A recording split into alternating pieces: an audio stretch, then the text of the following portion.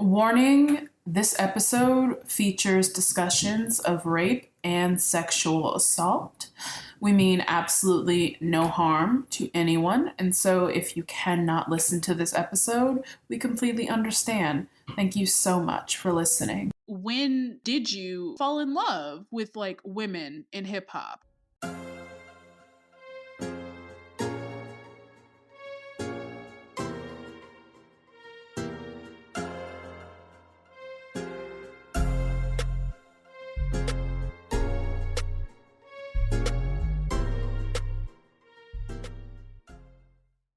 Oh yeah. So this was a suggestion from my little sister Maya. She, I guess, found it on Instagram, searching around or whatnot, and thought it would be something that I would like.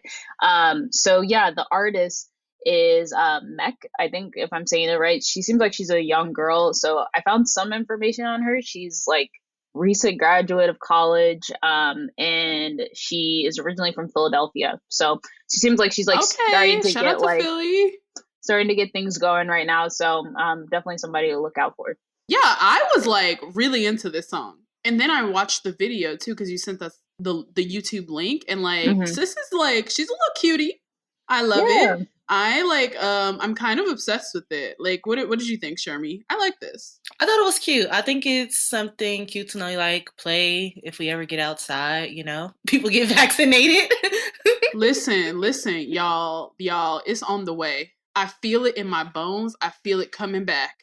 A bitch just got her first shot last week. I was telling Brianna before you came, I just got my first shot last week, and I get my second one the 31st, and then I'm back on the market. Like, just if you listening to this and you're interested, slide in my DMs. Only if you are a I've been six-figure nigga, fiending okay? to try to get a shot.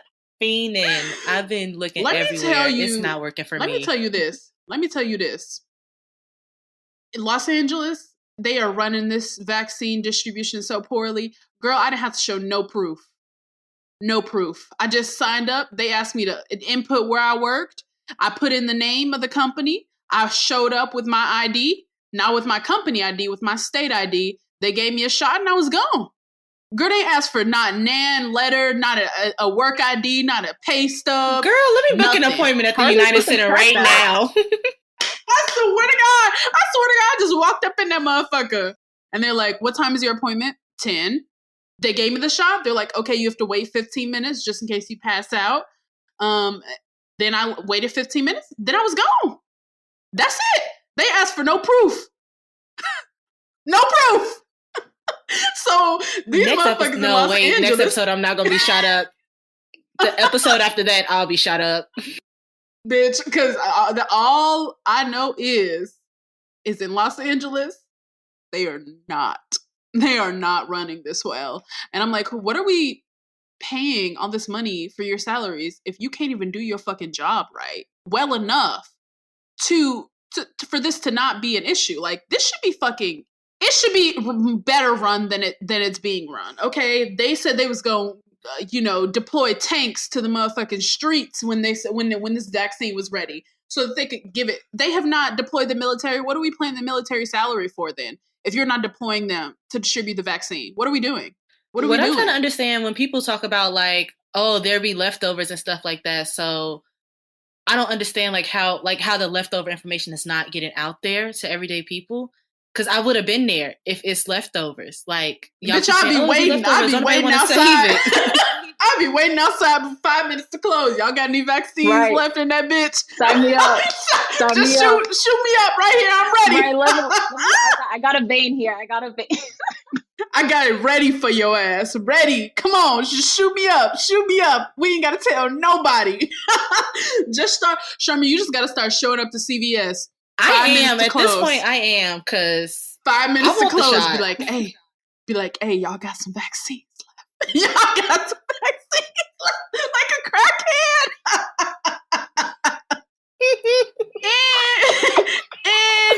Okay, let's get to these topics. Ooh, did nobody come here for us to talk about the vaccine? Any fucking way. Please get vaccinated if you are able. And if that's not your vibe, you're not a person trying to get a vaccine, please wear a mask and stay home. And please don't be spreading misinformation about vaccines on the internet. That's all I ask. Retweet.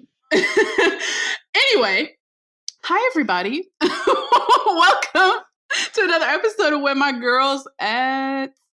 We're very excited to be here. We actually have a good amount of things to talk about today. It's a lot going on today. Yeah, I'm excited. However, I want to start with what is my favorite topic, just because I'm looking dead at it.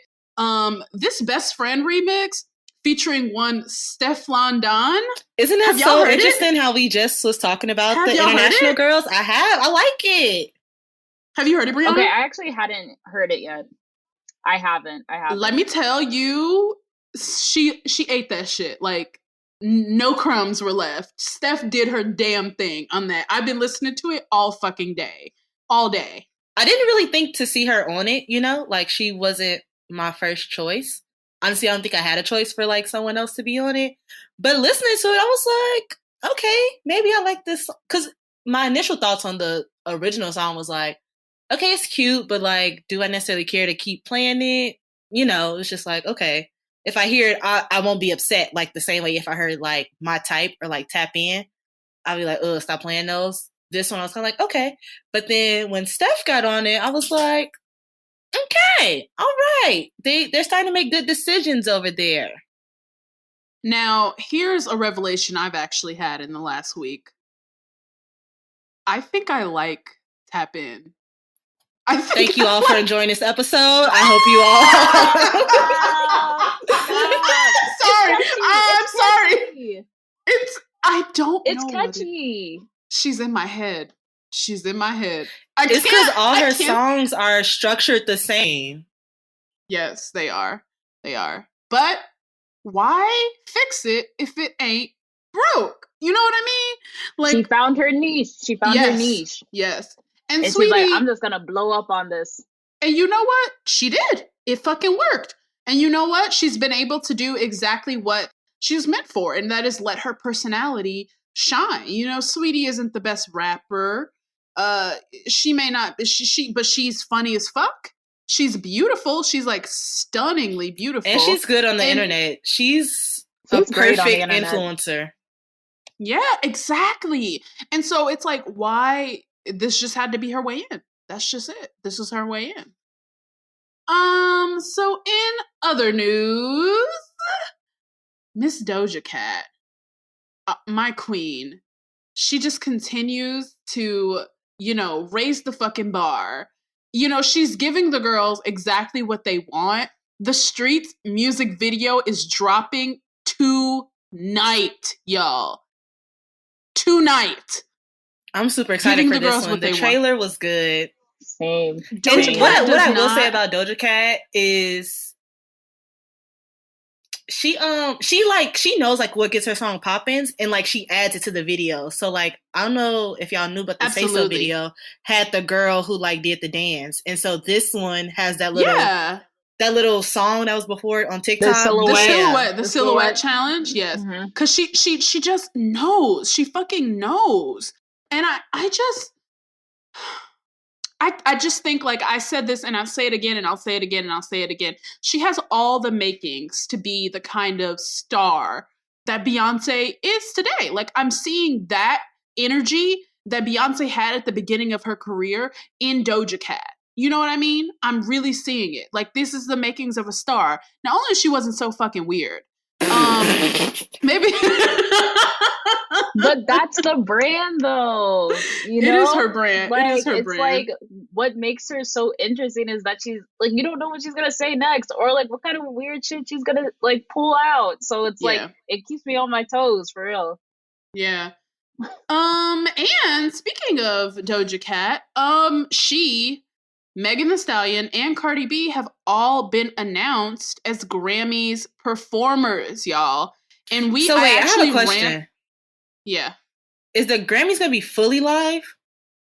Yes. So that's why they pushed it back. Okay. It said what I read is that what they're doing is they're gonna have all the people are gonna be the award show is taking place outside. So all of the people are gonna be accepting awards live. they didn't announce all of the performers. There's still 4 performers that have not been announced, and everybody's speculating that it's Beyonce, Adele, and then some other people. But we don't know. But it's already a list of 20. Exactly. And you know the Grammys be 4 or 5 hours long. Speaking of the Grammys, before I say this last thing, actually, I'll say this first. We actually ran a poll on Twitter to see who people would be, whose Grammy performance everybody was most excited about. And overwhelmingly, everybody said Doja Cat. She got 62%. She's been killing of the vote. performances, so yeah. Doja Nobody said that. Cardi B though. No one voted for Cardi B. Doja Cat got 62% of the votes. Meg got 38% of the votes, but not one single person voted for Cardi B. Is it because of her performance? I don't think I can remember a good performance from her. Outside, I think the one that I think was good for her was Coachella. I wasn't that into her Coachella performance, but I did like her performance at the AMAs in 2018. I did not, however, that was the performance where she did I Like It, and she was like full Latin, like full like Dominican vibes. Like it was good. That was when everybody was like, okay, Cardi B is here for a long time and a good time. Like we see her 15 minutes it's not running up. But her performance at the Grammys, did not like it. Didn't like. I'm gonna be honest, I don't remember. Yeah, she performed Money. And she had on that beautiful, like, deep blue dazzled gown, like onesie. And then she had Chloe Kim, is that her name? The pianist, the trap pianist, whatever her name is. She's the Asian lady who plays the piano. I don't fucking know, but she's an Asian lady. You know who I'm talking about. Okay. So she performed Money. Oh, yes, I do remember this. It was kind of like burlesque style. Yeah, but I didn't like it. And she was also not singing live. So I'm hoping that she will step it up this time around. I'm excited to see. Okay, so wait, what else do we want to talk about? Tell me about this Facebook rap app, Brianna, because you brought this up and I still have not looked into it. Oh, yeah. Okay, so some of my friends and I were, freestyling in a circle, doing what we do. And one of them had brought up, recently started working for Facebook and brought up this app called Bars.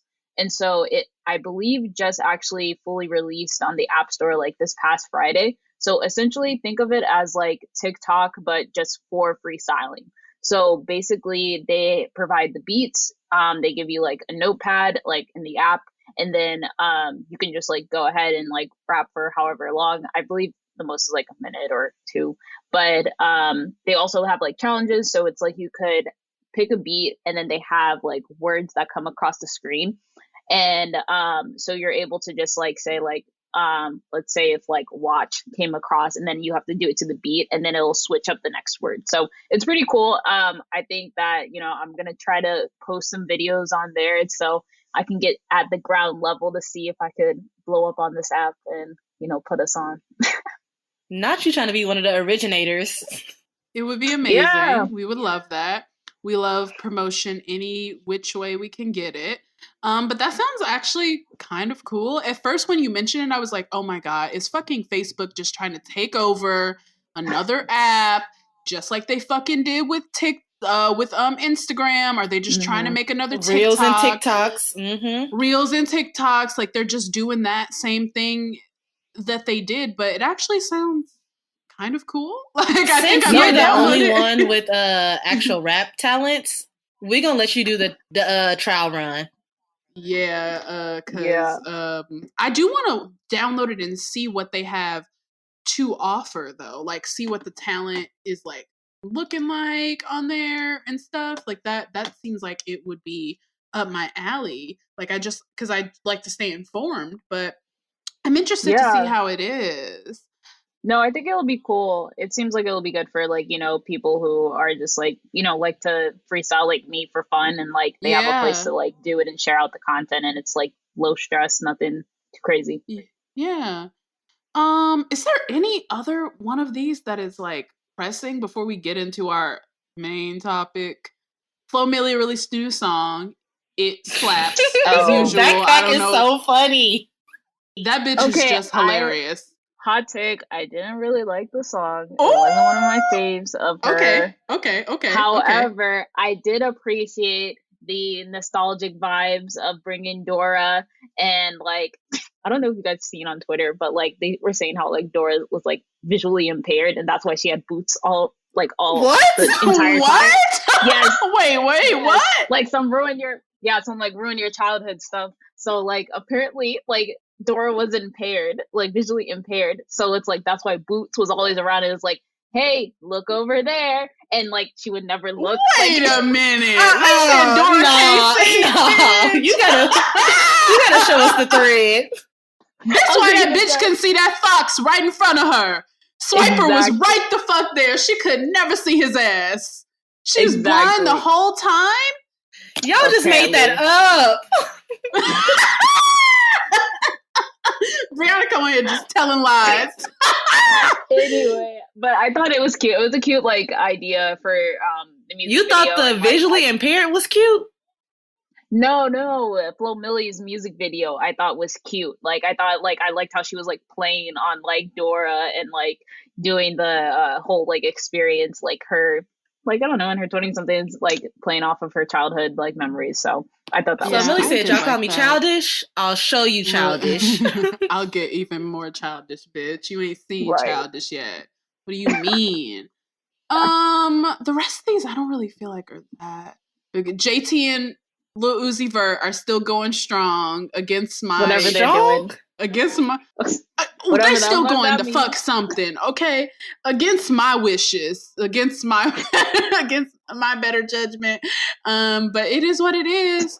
Now this news, so if you are like keeping up with like, you know, the world of hip hop and things like that, you know there have been like dozens of women at this point that have come forward and accused rapper T.I. and his wife, singer from Escape, Tiny, of sexual assault.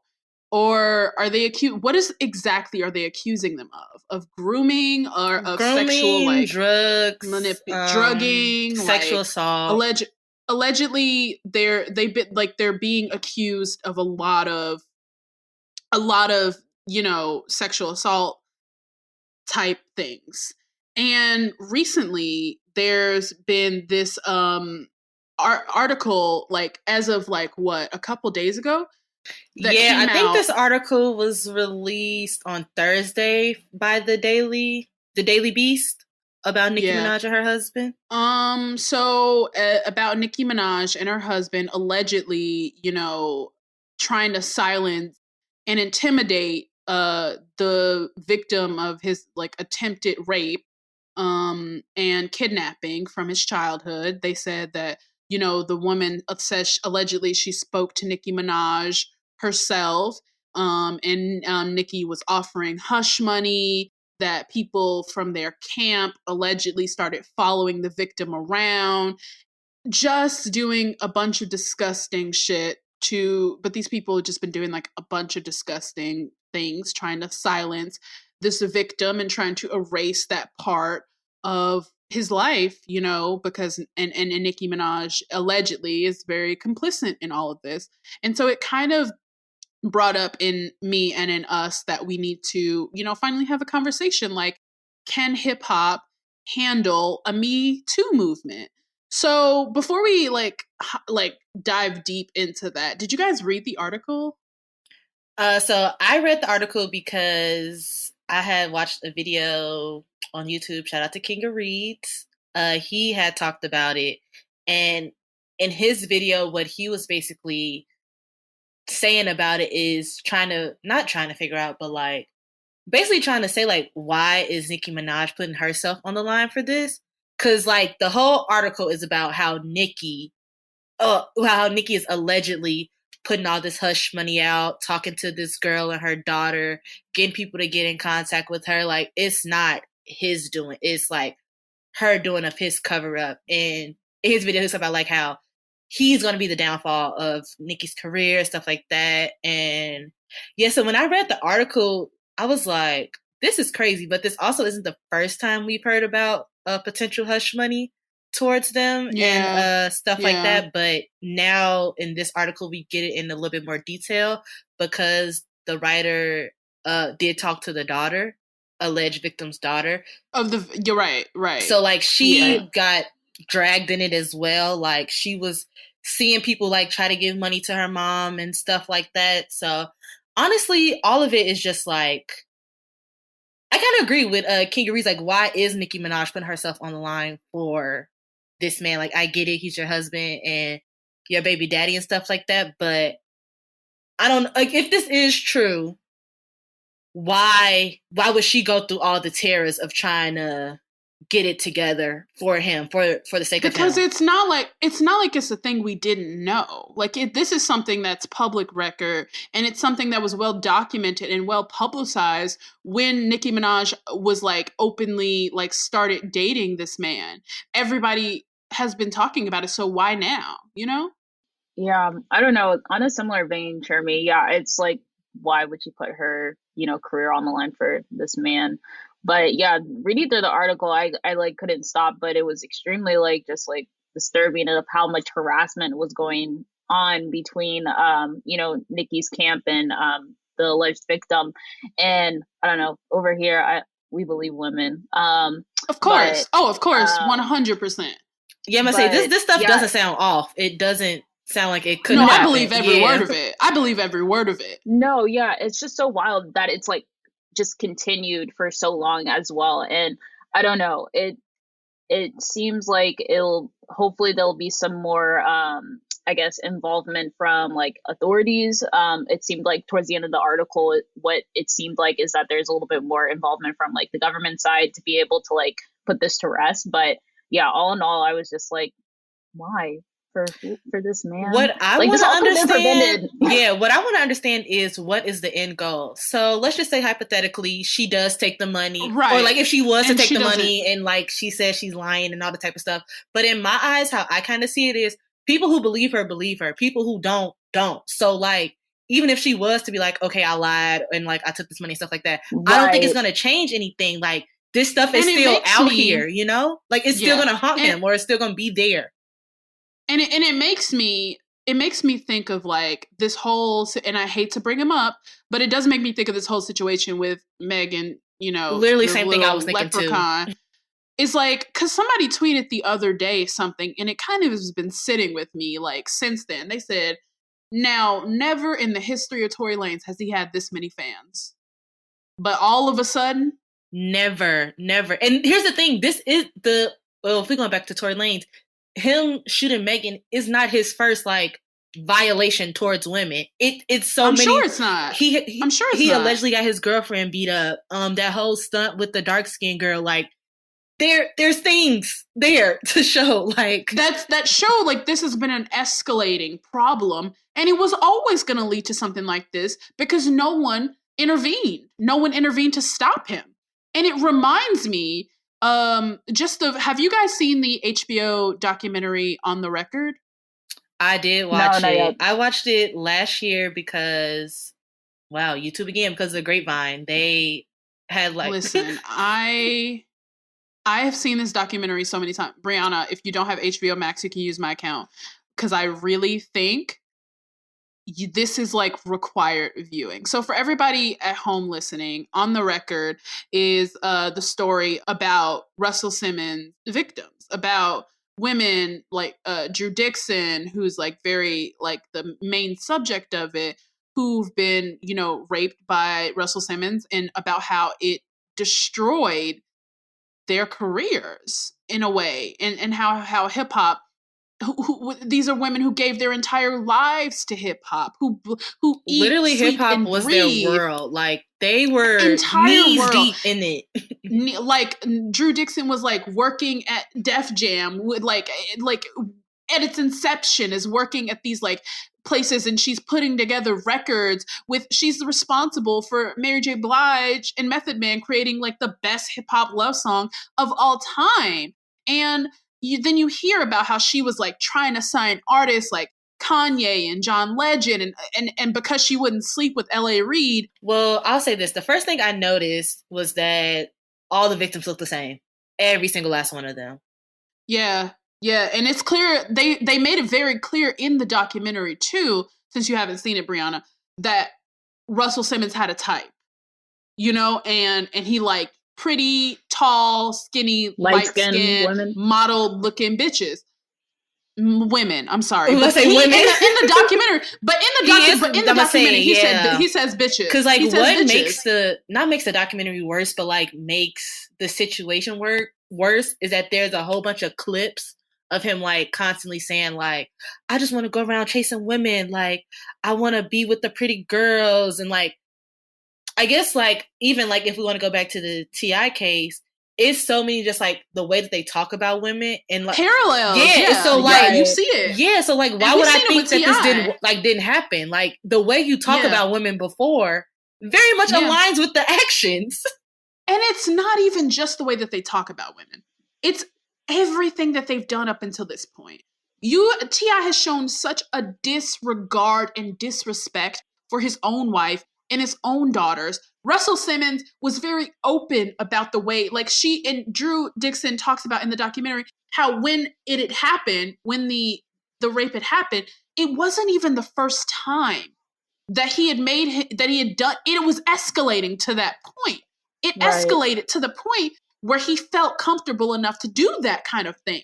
So there are signs that these men are giving. They're exposing themselves to us in the workplace. They're pressing up on you uncomfortably. They're trying to, you know, touch you in ways that it's an escalation of things to see how far they can take you before you say no.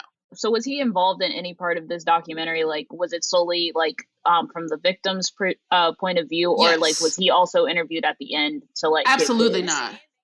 Well, at the end of the documentary, they said that they did reach out to him in L.A. Reid, but they didn't. They didn't do anything. But like, let's think about it. Would you really do like if you did it? Would you say you did it? Like, think about it. Of course not. But it's just like I'm just thinking about like, you know, I vaguely remember these incidences like happening or like knowing about it. So I'm wondering like if he's on a like, oh, cleansing my like, you know, type of soul type of thing, and it's like I reflect on my past and I'm moving. None of them do that. They just want to profess their innocence. That's it. None of them like. Here's the thing, and I feel like all that's bullshit. It is because I feel like all what that's it is bullshit. Is that more people are concerned about not being called the thing instead of actually being a thing. Like racist people are more afraid of being called racist than actually trying to work to not be racist. Rapists are more so want to not be called a rapist than actually not be a rapist. And like that's what really pissing me off. Like, why don't you want to change? And the worst part about it is that there are people who actually are like, well, maybe they lied. Russell Simmons stepped down from all of his companies, fled the United States to a country where you cannot extradite someone to the United States. In Bali, where you cannot extradite somebody to the United States. Does that sound like somebody who's innocent to you? Does that sound like somebody who didn't do that shit? No, what I was thinking is it's these outlets that have the ear of like the Black community, like the fucking Shade Room and shit. You ain't seen them post. The Shade Room will post any goddamn thing. They don't care about alleged. They don't care about rumor. None of that shit. They will post anything because they're messy. But when it came to this T.I. and Tiny situation, crickets. I've never seen them so quiet. Why. And I want to know why too. And I wonder why. And so it makes me think when we ask the question, because you see people all the time on Twitter saying if hip hop had a real Me Too moment, it wouldn't survive. But I disagree. Because I think hip hop is having that moment. I think it will survive, to be honest. Hip hop has shown that they won't ever prioritize Black women. And I think hip hop is having a Me Too moment, and they're absolutely going to survive it. You see it with Tory Lanez. He's out here out and about just frolicking. People are in like at every point trying to fucking, take Meg down a peg because what? Because she got shot and said something about it. You see people blacklisting women who've been victims of rape because what? Because they opened their mouths about it. And people are out here saying, well, if hip hop had a Me Too movement, everybody would be canceled. They're not canceling none of these niggas. First of all, people who have gone through Me Too moments aren't canceled if you really think about it. Exactly. So like you can miss me with that. And one thing that I've come to the conclusion with too, whatever that word is supposed to be, I think the reason why people like side with someone who they've like never cared for ever in their life is because like this Black excellence thing. Like, I'm starting to think Black excellence is a scam. Like, I really am starting to think it is. I truly believe like, it is. Because like don't tear Black men down. yeah, type of like thing. I'm really sitting Yeah, here thinking like you would rather like people suffer in the name of keeping this good image for what? Like, this is all still self-destruction on everyone's end. Like, I don't and get I it. guess that's like where the struggle comes in between, because I think even I believe when Meg was saying how when she was shot by Tory Lane, she was like, I was conscious enough to think about like, oh, I'm really putting a Black man out there in front of police authority. Like, I know the relationship between there. Like, she's already putting like that barrier already there. And so I think that's definitely something that goes through people's head before like saying something, or afraid to say something, because it's like the complexity and the Black backlash of what it's going to look like for like saying this specifically about like a Black man in general. I'm gonna let y'all know right now, I'm not sparing no more niggas no more. No. I ain't never spared a nigga, and I will never. Okay, I don't give a fuck who it is. Let me be very clear. I don't give a fuck about sparing no niggas. But another part of the documentary that like really took me back was when Drew was talking about all the accomplishments that she had and stuff like that, but then like how that incident made her like pull away from hip hop, and like how so many Absolutely, like that's because so wouldn't sad. it make you? I mean, yeah, but I'm just saying Yeah. like it's just so sad to think that like you have like dedicated yourself to this, you have grown to love this for so long, and I don't know. I just think like They just left you out in the cold like it's when it just came crazy. time to And it. even like to think about like the LA Reid story that he didn't want to sign Kanye because she didn't want to have sex with him. Like that is the Like, craziest what? thing. Even if Kanye didn't even become who he was, like your reasoning for it was because she didn't want to have sex with you. Like you was trying to show her up because she wouldn't fuck you. Like that is the wildest thing to me. Like I don't get it. It doesn't really click in my head. I mean, Yeah. is there hope for the future? I guess is the better. I'm always the optimist, but like, as women are starting to have a more prominent space within hip hop, not even just from like an artist perspective, but like from being executives in the industry as well. You all see that there, or do you all believe that there will be a shift in the tide as more women, especially women of color, are able to hold these same like positions of power? I'm gonna say I don't know, because if they keep the same, if they're holding up the same structure, then it's no purpose. Exactly. It's no purpose. Exactly.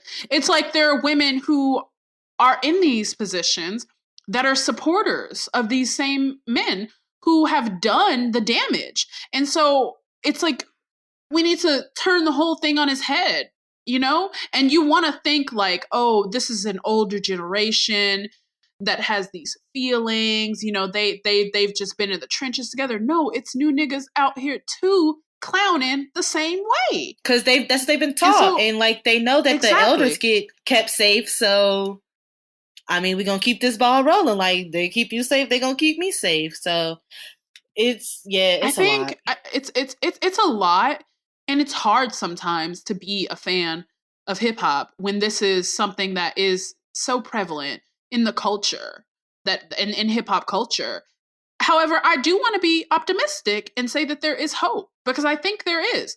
There are so many women like this. This hasn't ended Meg. This hasn't ended Drew Dixon. This hasn't ended women who've been victims of it.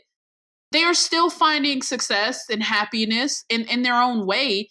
And we have to remember that, change happens slowly or not at all. That it's not going to be a complete overhaul of a system that has existed the way it has, that has been built on this kind of, abuse for 40, 50 years.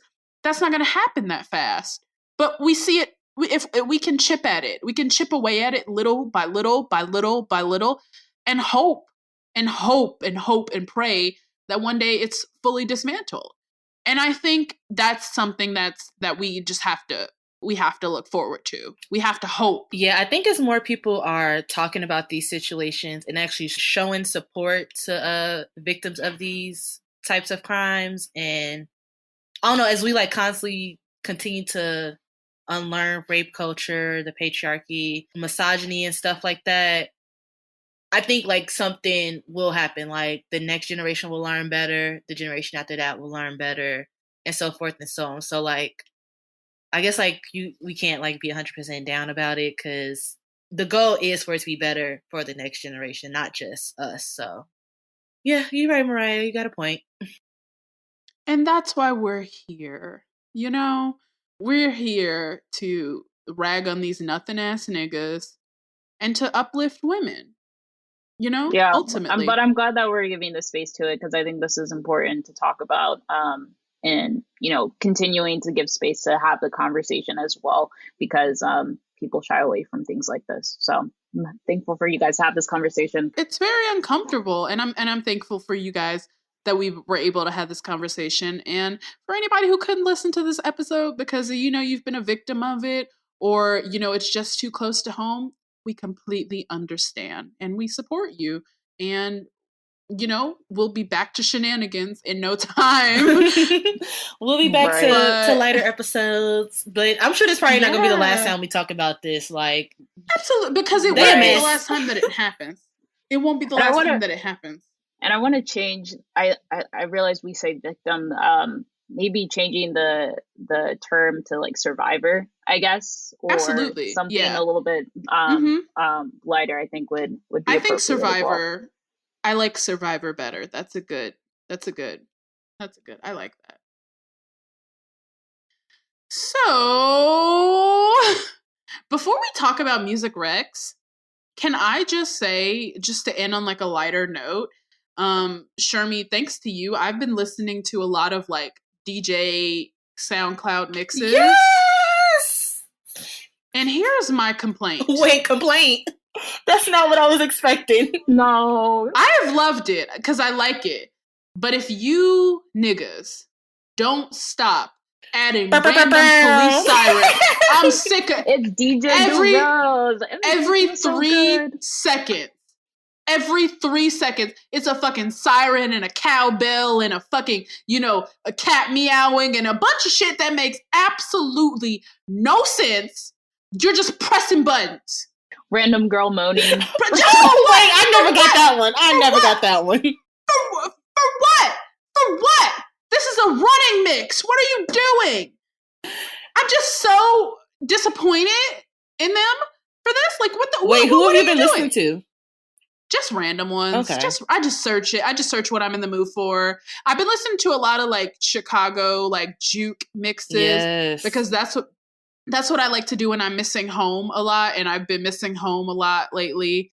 But overall, it's something I would absolutely recommend doing because it reminds you of being in a club. I would recommend getting a Twitch account because a lot of DJs go live on Twitch. What is Twitch? Twitch is it used to be a like just gamers used to be on it, like live gaming. Is that what it's called or whatever? Yeah. I don't know. Well, people used to like watch people game. Like that's what it used to be. But why? You just watch somebody else playing the video but game? that's what people do. Yes. What? Yeah, you never gamers. People record themselves playing games so they get like tips to like beat certain levels or like, you know. I guess that makes sense. But you just sit around watching people play a video. Yes. Okay. Yes. I mean, I'm not judging, you know, like Twitch is on. But Twitch has it's interesting. More people have like starting to get on it, and like DJs are on there now. So one of my recs will be a girl who I watch every Friday. But also Rolling Loud, they had like a concert that they had it on live stream on Twitch. Like a lot of people do like live streams on Twitch. Like my sorority is doing a Twitch live stream for our fundraiser. Like it's just a live stream. Oh, interesting. Oh, that sounds fun. I like that. Wait, so who are the DJs that you be listening to? So I listen to Ken Dollars, DJ Ken Dollars. Oh my God, we went to school together. We were like the same year at Temple. Oh, let me see. Wait, I'm about to. Wait, if we're talking about the same person, I'm about to pull up her Instagram. Yo, she is a Temple alum. Yeah, gee, I swear to God, she used to be DJing at the parties on fucking Gratz or something. I watch her on Twitch every Friday. Wow. Oh, Full okay. circle. That's crazy. Look, it's a small world. It's a small world. It is. That is so small funny. fucking world. Small fucking world. I swear to God, I've seen her DJ. But I like her. Parties. She's good. I watch DJ Rose God and DJ Miss Milan. If there's any other, I only watch female DJs. I don't care to watch men DJs. So if any other female DJs that listen and have a Twitch account, I'll watch you. I'll watch all 3 of them. Hell yeah. We'll watch all the DJ sets. I love that. Oh, also, like, side conversation. Issa Rae has a new podcast on Apple Music, apparently, and so she released an episode with Sweetie, so I assume that we could probably talk about this next episode, but, like, yeah, I don't have Apple Music, but I'll find it either. I'll find it on Mr. World Premiere. They'll probably post it on YouTube or something. Yeah, like it'll that. pop up somewhere. So thank you guys so much for listening to this week's Mariah, I episode. still can't believe that DJ went to your school. Yeah, that's crazy. As soon as you said that, I was like, oh, now wait a minute. Now I remember DJ Ken Dollars because she's one of the really popular DJs on campus. That's dope. Yeah, it is. So shout out to DJ Ken Dollars. Shout out to all the female DJs out there doing it. And we'll catch y'all in 2 weeks. Thanks. Thank you for listening to this episode of Where My Girl's At, brought to you by Textured Heir, a brand dedicated to celebrating Black girl culture, past, present, and future. If you liked what you heard, please subscribe and leave us a 5-star review. It really helps. You can find us on Twitter at WhereMyGirlsAt2 and Instagram, WhereMyGirlsAt_TH. Make sure you check out our other podcasts, Does It Hold Up?, The Blacklist, and all the other content we offer on our website, texturedheir.com. Until next time.